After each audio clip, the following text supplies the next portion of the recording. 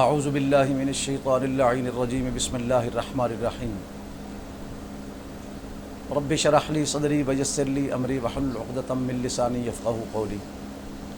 اما بعد ان اللہ وملائکتہ یصلون علی النبی یا ایہا الذین آمنوا صلوا علیہ وسلموا تسلیما اللہم صلی علی سیدنا و مولانا محمد وعلی آل سیدنا و مولانا محمد وبارک وسلم صلاۃ و سلام علیک یا سیدی یا رسول اللہ صلاۃ و سلام علیک یا سیدی یا حبیب اللہ وعلی آلک و اصحابک یا سیدی یا شفیع المذنبین۔ ناظرین محترم، السلام علیکم ورحمۃ اللہ وبرکاتہ۔ میں آپ کے سامنے آپ کی خدمت میں فقیر مفتی عابد حسین اویسی القادری حاضر ہوں۔ ناظرین محترم، ایک ہمارے معاشرے میں ایک بڑا المیہ اور بڑا ایک مسئلہ ہے جس پر ہمیں بار بار گفتگو کرنا پڑتی ہے کہ جب بھی کوئی تہوار آتے ہیں، اسلامی دن آتے ہیں، محرم شریف ہو،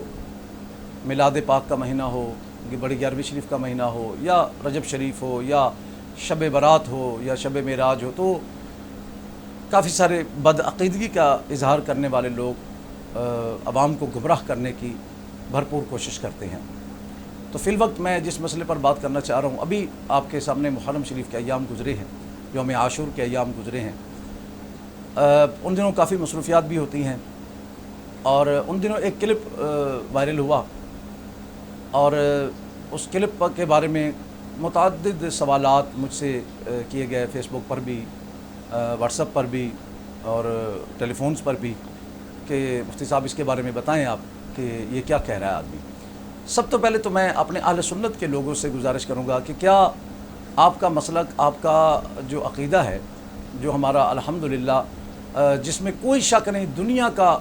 اسلام کے اندر جتنے بھی مسالک ہیں، سب سے سچا اور حق مسلک جو ہے وہ مسلک اہل سنت والجماعت ہے، جسے آج کے دن میں صرف پہچان کی نسبت سے کہ کئی لوگ اس نام سے اپنے آپ کو گرداننے لگے ہیں تو بریلوی بھی ایک ساتھ کہا جاتا ہے۔ حقیقت میں یہ مسلک اہل سنت ہے، یہ صرف اس دور کی بھیڑ کی وجہ سے ساتھ بریلوی لگ گیا تاکہ لوگوں کو پہچان رہے کہ ایک ہی نام کے کئی لوگ ہو گئے۔ تو وہاں پر ایک ویڈیو وائرل ہوئی تو اس کے متعلق پوچھا گیا، تو میں اپنے دوستوں سے یہ کہوں گا کہ کیا آپ اتنے کچے لوگ ہیں کہ کوئی بھی آپ کو بات کر دے گا اور آپ جناب اس کے پیچھے پڑ جائیں گے؟ کل آپ کو کوئی کہے گا کہ جناب آپ عبدالسلام صاحب ہیں، اور کوئی کہہ دے گا نہیں آپ عبدالسلام نہیں ہیں، تو آپ کیا گھر والوں سے لڑنے لگ جائیں گے کہ بتائیے میں عبدالسلام ہوں بھی کہ نہیں ہوں؟ تو اس طرح اہل سنت کے ہمارے نوجوان بچوں کو، بزرگوں کو کم از کم اپنے عقیدے پر مکمل یقین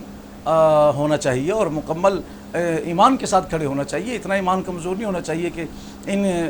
لوگوں کی وجہ سے وہ ایک ویڈیو وائرل کر دیں اور آپ لوگ شش و پنج میں پڑ جائیں اور جناب آپ اپنے ایمان کمزور کر لیں۔ ایسا بالکل نہیں ہونا چاہیے۔ اس کی وجہ بالکل ٹھیک ہے کہ ہمارے اہل سنت کے لوگ ذرا دینی معاملات سے دور رہتے ہیں، کم علم حاصل کرتے ہیں، یہ کمی ہمیں دور کرنی چاہیے۔ بہرحال مسئلہ یہ درپیش آیا کہ جناب ایک سب سے پہلے تو پھر یہ مسئلہ ہوا کہ جناب یہ کہنے والا جو ہے، یہ عالم اپنے آپ کو کہہ رہا ہے، یہ سنی ہے یا دیوبندی ہے یا وہابی ہے یا کون ہے؟ تو بھائی میرے، میں یہ تصویر آپ کے سامنے اس کی سب سے پہلے تو میں یہ آپ کے سامنے کلپ بھی چلا رہا ہوں اس کا، اور یہ اس کی تصویر بھی آپ اچھی طرح دیکھ لیں، اچھی طرح ان ناسوروں کو پہچان لیں جو ہمارے مسلک کے کو بدنام کرنے کی یا ہمارے لوگوں کو یا امت مسلمہ کو گمراہ کرنے کی کوشش کرتے ہیں۔ ان کو ذرا پہچان لیجیے۔ یہ چہرہ آپ دیکھ لیجیے جو میں آپ کے سامنے اسکرین پر دکھا رہا ہوں، یہ چہرہ ذرا پہچان لیجیے۔ اب اس کا آپ کلپ سن لیجیے۔ 10 محرم کو لوگ گھروں میں چاول اور کھیر پکا کے تقسیم کرتے ہیں، بالکل حرام ہے، کھانا بھی حرام، پکانا بھی حرام، یہ تو بدعت ہے۔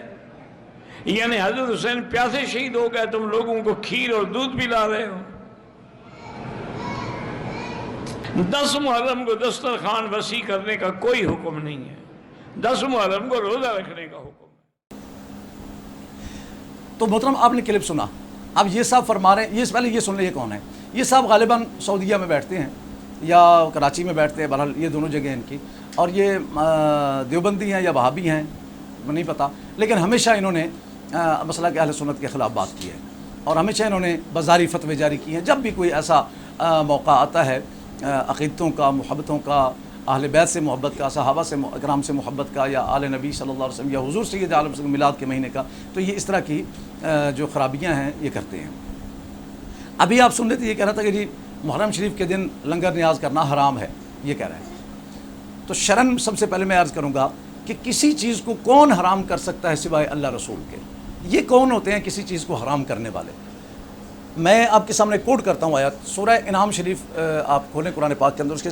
آیت نمبر 118-19 یا 119-20 ہے۔ اس میں اللہ کریم نے ارشاد فرمایا کہ تم کھاؤ جس پر اللہ کا نام لیا جائے، اور پھر اگلی آیت میں یہ بھی فرمایا کہ تم کیوں نہیں کھاتے جس پر اللہ کا نام لیا جاتا ہے، اور ارشاد یہ بھی فرمایا کہ جو حرام ہم نے کرنا تھا وہ ہم نے تم پر حرام کر دیا ہے۔ اب اپنی مرضی سے تم کسی چیز کو حلال و حرام نہیں کر سکتے، جو چیز ہم نے حرام کرنی تھی وہ ہم نے کر دی، اور اس حرام میں بھی پھر یہ رعایت ہے کہ اگر کہیں جا کے زندگی کا مسئلہ بن جائے اور کوئی مستند ڈاکٹر حکیم کہہ دے کہ آپ جناب یہ حرام چیز جو ہے یہ کھائیں گے تو بچیں گے، تو اتنی مقدار میں وہ آپ کے لیے حلال ہو جاتی ہے زندگی بچانے کے لیے۔ لیکن اللہ نے یہ واضح فرما دیا کہ بھائی ہم نے جو حرام کرنا تھا وہ کر دیا۔ اب مجھے ان سے پوچھیں کہ کوئی ایک دلیل تو دیں کہ کہاں لکھا ہوا ہے کہ جس کھانے پر قرآن پڑھا جائے یا جو کھانا ایصال ثواب کے لیے پیش کیا جائے وہ حرام ہو جاتا ہے۔ تو چونکہ یہ خود حرام کھاتے ہیں تو ان کو حلال بھی حرام نظر آتا ہے۔ پہلی بات تو یہ ہے، یہ کبے کو حلال کہتے ہیں، کافی چیزیں بہرحال میں اس بحث میں نہیں پڑھنا چاہتا۔ بہرحال تو اب بات یہ ہے کہ عاشور کے دن کہتا جی روزہ رکھے، روزہ تو اس طرح کہہ رہا تھا جیسے یہ روزہ فرض ہو، تو اگر یہ روزہ آپ صلی اللہ علیہ وسلم بالکل رکھا، برکت ہے، رکھنی چاہیے، ثواب ہے، لیکن فرض تو نہیں ہے نا۔ اگر اس پر اتنا دباؤ دے رہے ہو تو پھر ان کو یہ نظر نہیں آتا کہ یہ روزے تو سال بعد حضور رکھا کرتے تھے، لیکن ہر پیر کو بھی حضور روزہ رکھتے تھے اپنی آمد کی خوشی میں کہ میں اس دن دنیا میں تشریف لایا تھا۔ اس پر تو کبھی انہوں نے دباؤ نہیں دیا، کبھی انہوں نے زور نہیں ڈالا کہ جناب پیر کو حضور روزہ رکھتے تھے آپ بھی رکھا کریں۔ صرف لوگوں کو گمراہ کرنا ان کا مقصد ہے، ان بدبختوں کا مقصد جو ہے نا، یہ داڑیاں رکھ کے جبے کبے پہن کے لباس خضر میں ہزاروں راہزن بھی پھرتے ہیں، یہ وہ لوگ ہیں۔ تو اب آئیے دو چیزیں ہوتی ہیں عاشور کے دن جو ہم خیرات کرتے ہیں، وہ دو چیزیں ہیں۔ آل نبی کی عقیدت و محبت میں ہم یزیدیوں کو یہ دکھانے کے لیے کہ تم نے آل نبی پر پانی بند کیا تھا، مگر آل نبی نے اسلام کے لیے جس طرح قربانیاں دی اور ان کی عظمت و مقام یہ ہے کہ آج پوری دنیا میں ان کے نام کے، ان کے ایصال ثواب کے لیے پانی اور سبیلیں تقسیم اور لنگر تقسیم کیے جا رہے ہیں۔ یہ عقیدت ہے ہماری اہل بیت کے ساتھ، جو ہمارے ایمان کا حصہ ہے۔ اور دوسری بات ایصال ثواب ہوتا ہے یہ کہ ان کی بارگاہ میں جنہوں نے ہمیں اسلام سے ایمانوں میں ہم تک پہنچایا، جنہوں نے حق کی خاطر ڈٹ کر کھڑے ہو گئے اور ہمیں دین محمدی صلی اللہ علیہ وسلم ہم تک پہنچایا، تو کیا ہم اتنے احسان فراموش ہیں؟ کیا ہم اتنے نمک حرام ہیں کہ آل نبی کے احسانوں کو بھول جائیں؟ تو ہم ان کے لیے ایصال ثواب کرتے ہیں، اور ایصال ثواب میں تو کوئی شک ہی نہیں ہے۔ میں صرف آپ لوگ چونکہ سیدھے سادے میں سے ایک مثال دیتا ہوں کہ جب حضرت سعد کی والدہ وفات پا گئیں تو انہوں نے آ کر نبی کریم صلی اللہ علیہ وسلم سے کیا کہا کہ یا رسول اللہ میں اپنی والدہ کے لیے اگر ایصال ثواب کرنا چاہوں، میری ماں وفات پا چکی ہے، تو کیا میں کر سکتا ہوں؟ آپ صلی اللہ علیہ وسلم نے فرمایا کہ بالکل کر سکتے ہو۔ تو انہوں نے جا کر ایک کنواں خریدا، اور کنواں خرید کر اس کنویں پر آپ صلی اللہ علیہ وسلم کو لے گئے۔ آپ صلی اللہ علیہ وسلم اس کنویں پر تشریف لے گئے، اور آپ یہ تو یہاں پہ ہر چیز کو ہم نے کہہ دیا بقرہ شریف کو 11ویں شریف کا ہے تو یہ کہتے ہیں حرام ہو گیا، یہ میلاد شریف کا ہے تو یہ بھی حرام ہو گیا۔ اب وہاں سنیے، حضور خود تشریف لے گئے اور آپ نے اس کنویں کا نام رکھا بئر ام سعد، یعنی آپ نے یہ نہیں کہا بھی یہ تو اللہ کے نام کا کنواں ہے تو اس کا نام بئر اللہ رکھ دیں کہ یہ اللہ کا کنواں ہے، ایسا نہیں۔ آپ نے کہا بئر ام سعد، یعنی اے سعد تیری ماں کے نام کا یہ کنواں ہے اور ہمیشہ رہے گا، اور جب تک دنیا اس سے پانی پیتی رہے گی تیری ماں کو قبر میں اس کا اجر ملتا رہے گا۔ یہ ہے ایصال ثواب جو آج ہم کرتے ہیں۔ تو عاشور کے دن جو ہم کرتے ہیں تو وہ بھی ایصال ثواب ہے، اور اللہ یہی قرآن مجید میں فرما رہا ہے کہ کیا بیماری ہے تمہیں، کیا مصیبت ہے کہ تم جس پر اللہ کا نام لیا جائے وہ چیز تم کھاتے نہیں ہو؟ حرام تو وہی ہے جو اللہ نے کر دیا۔ بتائیں نا، ان سے پوچھے کہیں تو دکھا دیں کہ کہاں لکھا ہوا ہے کہ جس پر قرآن پڑھا جائے وہ چیز حرام ہو جاتی ہے، جبکہ قرآن کا تو فیصلہ ہے کہ وَنُنَزِّلُ مِنَ الْقُرْآنِ مَا هُوَ شِفَاءٌ وَرَحْمَةٌ لِّلْمُؤْمِنِينَ۔ اللہ فرماتا ہے کہ ہم نے قرآن کو نازل کیا جو مومنوں کے لیے، یاد رکھیے مومن، قرآن سب کے پاس آیا مگر فرمایا مومنوں کے لیے شفا اور رحمت ہے، مومنوں کے لیے۔ تو بھائی ہمارے لیے تو شفا بھی ہے، ہماری رحمت بھی ہے۔ ہم کھانے پر دم پڑھ کے کھائیں، ہم قبر پہ کھڑے ہو کر پڑھیں، ہم جہاں بھی مرضی پڑھیں، یہ ہمارے لیے شفا اور رحمت ہے۔ تو بھائی میرے یہ عاشور کے دن لنگر تقسیم کرنا، سبیلیں چلانا، 11ویں شریف کے ختم دلانا، میلاد شریف کے لڈو بانٹنا، میلاد شریف کا لنگر تقسیم کرنا، یہ سب باعث برکت ہے۔ ٹھیک ہے یہ چیزیں فرض نہیں ہیں لیکن یہ باعث برکت ہیں، باعث ثواب ہیں، اور آپ جب یہ کرتے ہیں تو جن کے لیے کرتے ہیں ان کو بھی پورا ثواب پہنچتا ہے اور کرنے والے کو بھی اس کا پورا ثواب پہنچتا ہے۔ تو یہ ان دیوبندی وہابیوں، ان بد عقیدہ اور بدبختوں کے کہنوں میں نہ آیا کریں۔ آپ اپنے مسلک، اپنے ایمان پر چلتے رہیں، اولیاء اللہ سے محبت رکھیں، اہل بیت سے محبت رکھیں، صحابہ سے محبت رکھیں، آقا کریم علیہ السلام سے عقیدت و محبت رکھیں، میلاد بھی منایا کریں،